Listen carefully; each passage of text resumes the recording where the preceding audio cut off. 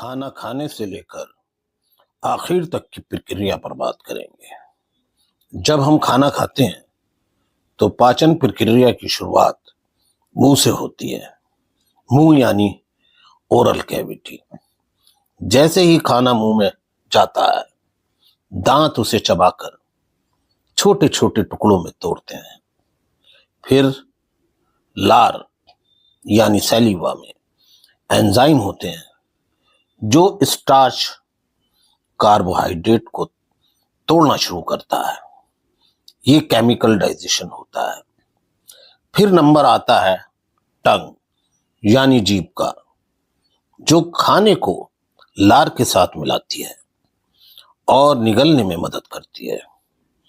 फिर नंबर आता है ग्रिसनी और भोजन नली यानी ईसोफेगस का, जो खाना निगलने के बाद भोजन नली यानी ईसोफेगस से होते हुए पेट में यानी स्टोमक में पहुंचता है। और जब खाना पेट में पहुंचता है तब यहां HCl, हाइड्रोक्लोरिक एसिड और पेप्सिन एंजाइम यानी प्रोटीन को छोटे छोटे टुकड़ों में तोड़ते हैं और खाना घुलकर अर्धद्रव रूप में बदल जाता है। फिर काम शुरू होता है स्मॉल इंटेस्टाइन का यानी छोटी आंत का। ये पाचन और पोषण, अवशोषण, एब्जॉर्प्शन का मुख्य स्थान है। फिर अगला काम जियोडेनम यानी छोटी आंत, जो पहला और सबसे छोटा हिस्सा है।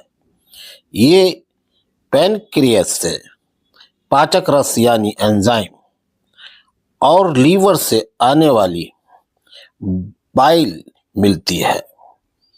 ये फैट्स, प्रोटीन और कार्बोहाइड्रेट छोटे छोटे अणुओं में तोड़ते हैं।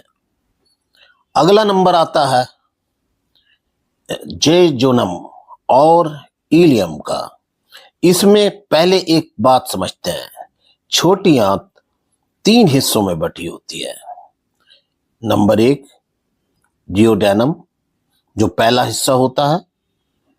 दूसरा जेजुनम, ये दूसरा हिस्सा होता है। और तीसरा आइलियम, ये तीसरा और सबसे लंबा हिस्सा होता है। जेजुनम ये छोटी आंत का मध्य भाग है। इसकी लंबाई लगभग 2.5 मीटर होती है। यहाँ ज्यादातर पोषक तत्व